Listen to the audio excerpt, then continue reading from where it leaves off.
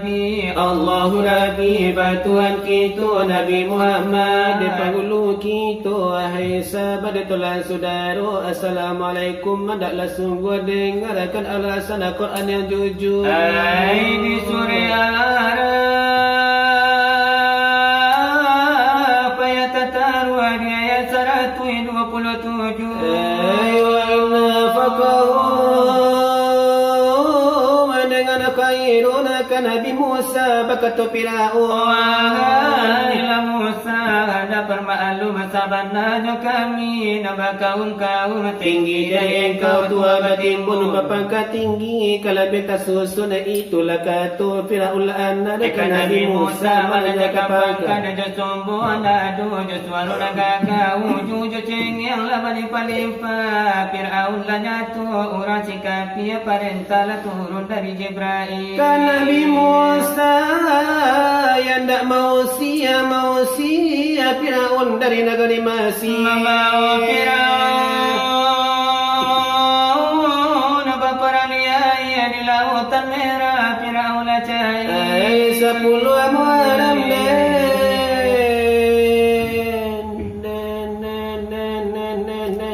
Firaun lah meninggal, Firaun lah mati lah sampai aja janyo dia mengajar Musa utang berbahaya jangan menyasar menyimpan dan busuk bagi rapokat pintar jika berbauju penyimpan tetangga umum ke kita ke tukang pituah khusus ke kita ke tukang silawat kita bersilawat di mana-mana tampil kaji dibuka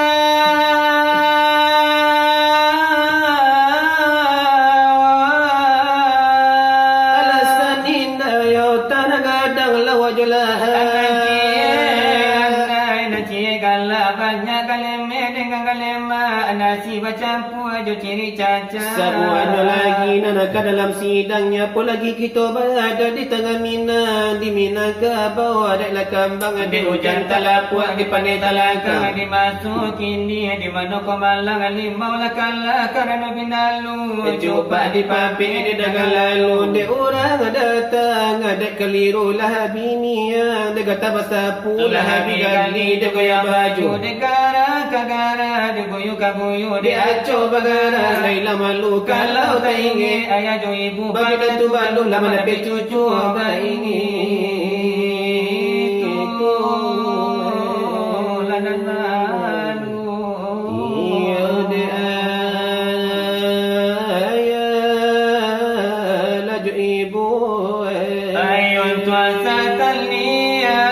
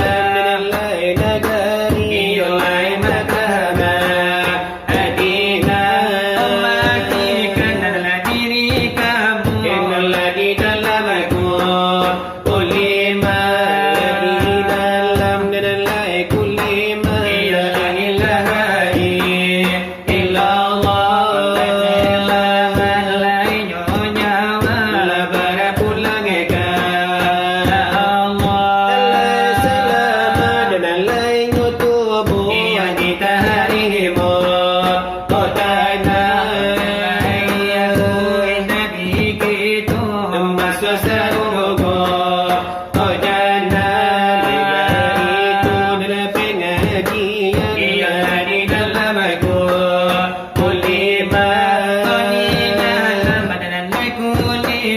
la ilaha illallah innallaha sahaba aitul nasu udaro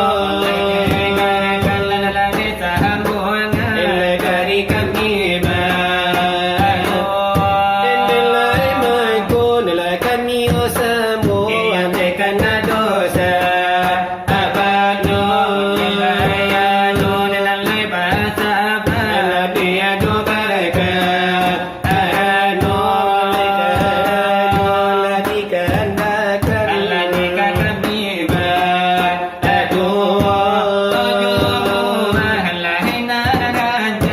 najul lakuna aziro dengan tuju lagi cinta ayo lamakun kuntibo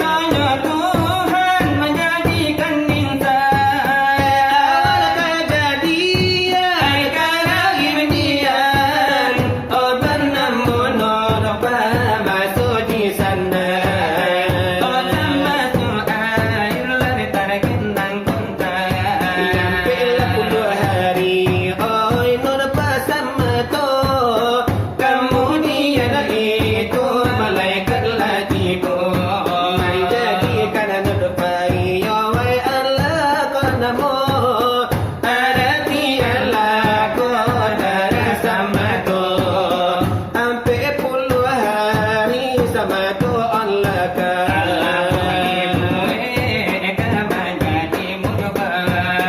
Ampe bulanyo bilangan sudah.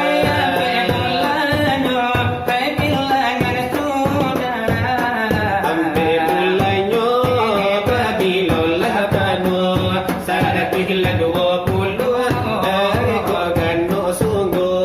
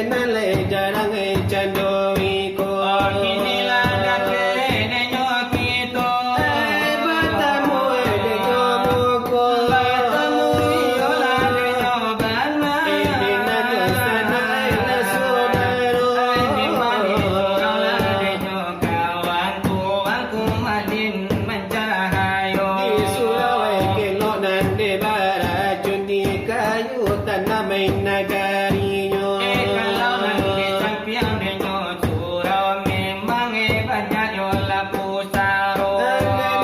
Kalau na hati nana memangari ela tulangnya. Kalau kawan tak inge namu ayam ay kita jago. Kalau iyo ay kari tantu liya kok de marabo. Kalau kita nak lambe tantu mamaki ay kaluanyo. Nanti tu nalanyo banana ejo kalau ela dikiho. Nelayo tantu kami hibo. Ya gasa patala jodoh. Kanani kami bue. Kari tanaya kisah jo. Ayat talan panjang udekan matu iyunan kurang jago. Nanti tu nalanyo banana tabuka karapai la jo pulo. Iyo pasanang lahati. Ay pasa jual dalam gado. Pangerikan bandalay na kami lang bandado. Dan lagu la pada pasir la denan laikan la jadi hijau. Padang pasir bernafas dan lade agamo. Balong la iyo di musolah nela itu saleronyo. Nelali ko lang boninyo. Ay kami dan lagu. Pasanang lalaki di dalam dado. Katanya abanay kiro-kiro. Jo pada pasir di barigo. Pandang jalan ay kasarugo. Lagu sana iaitunya selawat dulang yang sama-sama kita dengar, iaitunya tentang pengajian, iaitunya pakaro tubuh, iaitunya 40 hari manusia ataupun seorang bayi tak kalau menjadi bayi di dalam tubuh atau rahim seorang bunda 40 hari air semata. Ditambah 40 hari iaitunya menjadi darah semata-mata. Ditambah iaitunya 40 hari lain menjadi 120 hari menjadi segumpal daging. Dan tak sudah menjadi segumpal daging baru ditiupkan roh oleh Allah Subhanahu wa taala. Jadi roh sebelum ditiupkan ke dalam tubuh manusia, maka Allah bertanya lebih dulu kepada roh. Pertanyaan Allah kepada roh, iaitunya apabila ambo persatukan antara roh dengan tubuh, apa tujuan engkau lahir ke muka bumi? Ada roh kita yang menjawab, iaitunya ambo lahir ke dunia ya Allah, iaitunya untuk mengikut suruh mantian tagah. Semayang 5 kali sehari semalam, puasa bulan Ramadan, kau terbuka pintu rezeki membayar zakat. Ada di antara mukalu atau roh kau menjawab dan sana, ambo lahir kata dunia ya Allah hendak tak kau untuk mengikut suruh mantian tagah. Cuman sekadar mencelik dunia saja, ambo walah cukup dia ambo tu.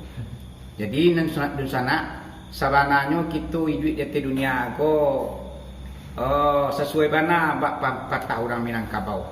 Bunyi pepatahnya, lapiat pandan diambil pagi cako, lapiat dah sudah kalamari. Kini tugas tantak jaguang lah tumbuh saja patang. Faham maksudnya? Segala kehidupan manusia di muka bumi kolah ditentukan oleh Allah Subhanahu wa taala. Tinggal di kita hanya untuk menjalani saja. Jadi bagi tipak manusia atau roh yang ditanya oleh Allah Subhanahu wa taala untuk mengikut suruh mantian tagah, mangko ada tawaran daripada Allah Subhanahu wa taala ampik perkara. Manonyo nampe? Nam pertama ko iyo ka menyembah hamba layi ke permukaan bumi dan kata Allah barau mu ka buatnya. Berbagai macamlah permintaan manusia iaitunya waktu itu. Ada nak minta kepada Allah, ya Allah dia umur 80 tahun lah. Ada nak minta 100 tahun. Ada nak minta 35 tahun. Tergantung apa yang kita minta waktu di rahim bunda, tak kalau roh disatukan dengan tubuh. Nang kedua ditanya oleh Allah atau ditawarkan oleh Allah Subhanahu wa taala barakoh rezeki kebahagiaan. Berbagai macam pululah permintaan roh ketika itu. Ada nama minta permintaan karo rezeki, ya Allah, dia bahagialah rezeki gak 100 miliar. Ada yang meminta 3 triliun. Ada yang meminta ratusan juta. Mangkonyo rezeki manusia aku dan dunia aku lah sudah ketentuan dari Allah. Kalau nang ka 10 kecek tunalah ndak ka di sabalero. Kalau nang ka 100 kecek Allah ndak ka mai 200 iro. Cuman utang kita bau sao. Nang kata Allah dalam Al-Quran, Bismillahirrahmanirrahim. Fa iza qudiyatis shalah fantashiru fil ard wabtagu min fadlillahi wazkurullaha katsiran la'allakum tuflihun. Yang artinya, apabila kamu sudah melaksanakan solat subuh, maka bertebaranlah di muka bumi ini, carilah rezeki, tuntuilah kurniaku, mudah-mudahan kamu menjadi orang yang menang, kata Allah. Jadi utang kita bau sao, ketentuan rezeki Allah yang telah menentukan. Nang ketiga ditawarkan Allah, bara siakuh jodoh engkau. Ada yang memilih jodohnya cik, ada nantu 2, 3 ampek. Mangkonyo jodoh manusia aku lah sudah dahulunya, tak kalonyo kadilayakan kamu ke bumi. Ketentuan Allah yang tak bisa dirubah. Jadi ketentuan Allah aku di sana tak bisa dirubah. Baanya wak kamarubahnya tak bisa dirubah. Salah satu contoh, ada dalam kitab sejarah ambo baca di sana, yaitunya ketika Nabi Muhammad itu duduk-duduk di Masjid Nabawi, basanda di tonggak macu Masjid Nabawi di Madinah. Ketika beliau duduk basanda di tonggak macu Masjid Nabawi di Madinah, mangko tibola cucu beliau berdua, yaitunya Hasan dan Husain. Dipangku di Nabi cucu nombor 2 ko. Kemudian Nabi Muhammad ko mencari arah kate. Tabuak pancarian Nabi langit na 7 pangkat. Di hati langit na ke-7 nampak dek Rasulullah atau junjungan kita, cucu nombor 2 ko nasibnya sangat memilukan. Yang pertama cucu Nabi ko matinya kena pancuang. Nan kedua cucu Nabi ko mati kena racun. Jadi ketika Nabi main nguang kate, mencelik-celik kate, berlinanglah air mata Nabi Muhammad. Nan berlinang air mata Nabi Muhammad, tabayang dinyo cucunya mati taniayo. Nan seorang mati kena racun, nan seorang mati kena pancuang. Kemudian Nabi Muhammad itu menakurkan kepala. Dalam Nabi Muhammad menakurkan kepala, tibalah sahabat seorang yang bernama Mu'ayyah. Bertanyalah sahabat ke Nabi, "Ya Rasulullah, apa yang terjadi? Engkau mencaliak kate, kemudian air mata engkau berlinang, engkau menakurkan kepala. Apa gerang yang terjadi?" Dijawablah di Nabi Muhammad, "Wahai Mu'ayyah, ambo menangi air mata jatuh berdarai. Di atas langit yang ke-7 nampak di ambo, iaitunya nasib cucu ambo nombor 2. Nan seorang si Hasan, nan seorang si Husain. Nan si Husain mati kena pancuang, nan si Hasan mati kena racun." Di Mu'ayyah bertanya, "Ya Rasulullah, jadi itu yang membuat Rasulullah menangis?" "Yo." Kini ambo bertanya ke engkau wahai junjungan, sia kira-kira orang nang kamamancuang kapalo Husain, sia lu orang nang kamaracuni Hasan. Tolong tunjukan kambo kini kok, di ma kampungnya, di ma negarinya, sia gala aja namanya. Sabalu ninyo memenggal kapalo Husain, ambo yang memenggal kapalonya lebih dahulu. Maka dijawablah dek Nabi Muhammad, "Wahai Mu'ayyah, orang nang memenggal kepala Husain kalau laye lagi." "Oh, laye lagi." "Ko alu laye wahai junjungan, siapa mande jo apa ni? Sabalunya melahirkan buah hati balahan jantung nang memancuang kepala Husain. Tunjuan kambo lebih dahulu siapa indu apa ni?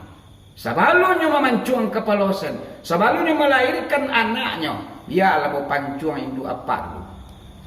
Dijawab di Nabi Muhammad, "Wahai Mu'ayyah, nang kami meninggal kapalo Hosen adalah anakmu sendiri.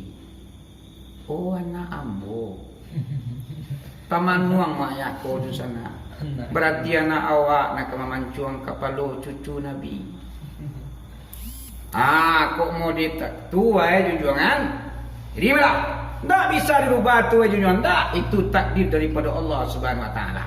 Kini ko junjungan, iyo ko memang anak ambo atau putra ambo yang akan memenggal kapal Hosen. Mulai detik kini, ambo ndak kau rumah tangguh. Ambo ndak kami mini. Itu terserah engkau lah muaya. Babini tak babini itu urusan engkau. Tapi nak jadi mana anak engkau nak kemancuang kapal Hosen. Yo, pun kami mini lah. Mangkosam mulai dari pada detik itu nan mo ayah ko yun ndak namo berumah tangguh. Si ajo nan datang ditulaknya. Tibo na rancak ditulak, tibo na kami nyo mangiliang.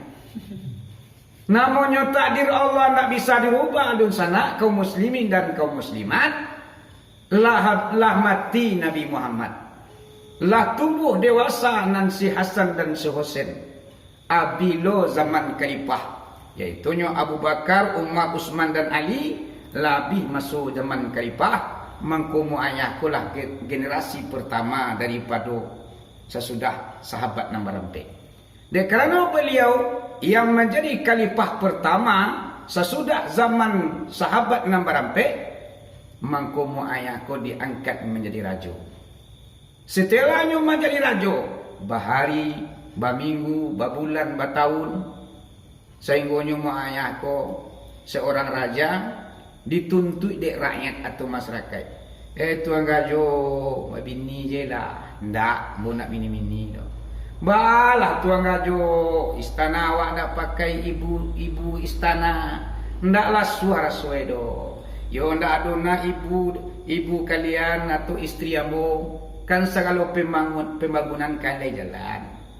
Akhirnya ibu dan bapak, para masyarakat atau orang kampung atau di kalangan mu'ayah itu menuntut. Yang pada akhirnya mu'ayah ko lain namun jo berumah tangga.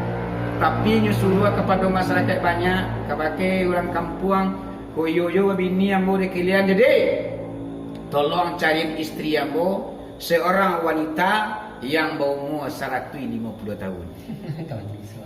Jadi ko mu'ayah ko mu kasihnya ko dapat istri nambah umur 150 tahun, tentu tidak mungkin kepada. Jadi namu ayahku pengen merubah takdir yang telah ditentukan Allah Subhanahu Wa Taala. Akhirnya sibuklah masyarakat, Perdana Menteri, Ulu Balang, orang kayu segala macam, dek pengen rajonyo punya istri. Mangko digeledaklah negeri Makkah. Ndak ada basuo padusi yang berumur 150 tahun. Digeledak negeri Madinah. Juga ndak ada basuo perempuan yang berumur 150 tahun. Sampai Jaziah Arab skopnya tidak basuo ibu dan bapa seorang wanita yang berumur 150 tahun. Tapi di masyarakat kok gigih dicari. Pada suatu hari Perdana Menteri Ulu Balang patroli keliling-keliling di Jaziah Arab. Sampai pada akhirnya bertemulah seorang wanita yang tinggal di tepi sungai Nil, seorang tua yang berumur 150 tahun. Tibalah pejabat negara di rumah orang tua. Orang tua lah buruk, baju lah cabik-cabik, tinggal di pondok tabuk-tabuk. Nak kata Ulu Balang, duang! Lawarau muan duang. Umur awak lah 150 tahun. Ikut nak kami cari. Kami mencari orang parusi na saumur ko bana manduang. Tu baba mangko bacari banambo. Anduang kadi palakian. Balaki, wah nak mungkin tu doh. Ambola gae, umur ambola 150 tahun. Jangan kamalayani suami. Ango ambo jola payah mo mature. Sasa ango bakarajo. Apalagi kok berjalan di panakia ndak tak kau dia ambo. Apalagi kamu menjadi istri orang, ndak mungkin tu ieu nanti tu nak kaidah indah jadi kalian ni. Akhirnya orang tu kok bersair yang arti syairnya nak kata orang gaib nambah umur 150 tahun. Rumahku yang reot ini, bajuku yang sobek ini, aku sudah merasa cukup dengan apa yang telah diberikan Allah. Saya sudah bersyukur atas apa yang telah diberikan Allah. Jangan gaduh ambo, jangan dipangapangan ambo. Biarlah ambo mati di pondok buruk kok. Ambo bersyukur kepada Allah dengan apa yang telah Allah berikan kepada ambo.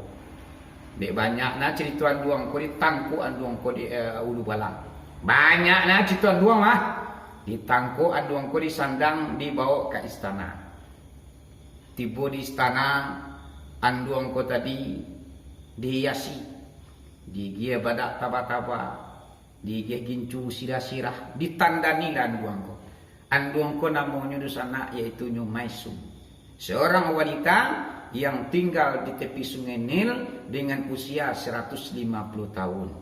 Akhirnya dun sana nan mu ayahku tadi nikahlah dengan seorang tua yang bernama Maisum di usianya 150 tahun. Akhirnya mu ayahku babini juga sudah ni. Sudah sebulan pelaksanaan pernikahan ijab kabul, rupanya Allah koyo membuat sakanda hatinya. Indak dapat ladak padi ladak bilah nan babuku. Indak dapat bakanda hati karena Allah jua nan kalaku. Iradatullah pauka kuli irada. Karena Allah tu di hati segala kehendak. Wallahu fa'alu lima yurid. Allah membuat sakanda hatinya. Akhirnya 1 bulan sudah persemian pernikahan, anduangku meminta marapala mudo. Amil rangai ko. Akulah tunalah nang kabakanda. Kalau di kampung awak di sana, orang parusi nang kabau umur 150 tahun tu bisa melahirkan seorang bayi. Itulah sari batamu jarang basuhung. Ibarat mencari jarum patah dalam ijuk sabalambang antah ko kiamat mangko kabasuh. Tapi kalau Allah kabakanda, ndak ada yang tak mungkin oleh Allah ada. Akhirnya, dek kerana wanita yang bernama Maisum ini sudah nikah 1 bulan, inyolah hamil. Babulan sampai 9 bulan, mangko lahilah anak di rahimnya. Sia nama anak tu di sana, iaitunya Yazid bin Muayyah. Akulah si Yazid ko yang meninggal kapalo Husain. Akulah takdir Allah yang tidak bisa diubah. Tak kalau kita dilahirkan ke muka bumi, lah sudah di Allah kasadualanya. Atu mangkonyo kaji dalam surat dulang tadi, nan dikupasnya tentang asal kejadian manusia. Ampe puluh hari air sama tomato, ditambah ampe puluh hari menjadi darah sama tomato, ditambah ampe puluh hari lain menjadi segumpal daging. Kemudian ditiupkan roh ke dalamnya, baru bersatu antara roh dengan tubuh. Akulah pengajian tadi di sana, nan dibuka di tukang salawat kita, yang banamu yaitu Topan Singalang. Sabana padi di sana, urangnya gagah keduanya, kampung alamannya di Singalang Padang Panjang. Kalau ada di sana nanti pengen berminat sesudah Covid-19 ko hujan kaduah kabut pun tarang, Covid ko lah diangkat oleh Allah Subhanahu Wa Taala. Mungkin kita akan mengadukan baralik nagari atau acara pemudang, ancaklah salawat ko kita aduan. Daripada kita barogen baju joget nak ketentuan, kita mengundang bala ke kampung awak. Sehingganya kini bala tu banyak atu diulah parangai manusia. Zaharal fasadu fil bari wa bahri bima kasabat aidinas. Terjadinya kerusakan di darat dan di lautan itu karena tangan manusia itu sendiri. Allah tidak akan menurunkan bencana atau bala kepada suatu negeri kalau ada orang kampung tu yang mengundangnya. Jadi awak nak mengundang petaka, awak yang membuat bencana dan sebagainya. Allah Maha Pengasih, Maha Penyayang, tidak pernah menzalimi orang-orang yang berbuat amal soleh. Makanya kita sesudah lebaran nanti, koklah selesai Covid-19 balik, mari kita adukan salat dulang. InsyaAllah di sana kami patangkulah berbincang-bincang, iaitunya dalam grup salawat dulang. Kolai putih menjadi buah, niat dikabulkan Allah, cita-cita disampaikan Allah. kami akan mengadukan nanti solat dulang ko nan si pangka tidak diberatkan untuk pembeli rokok tukang salawai.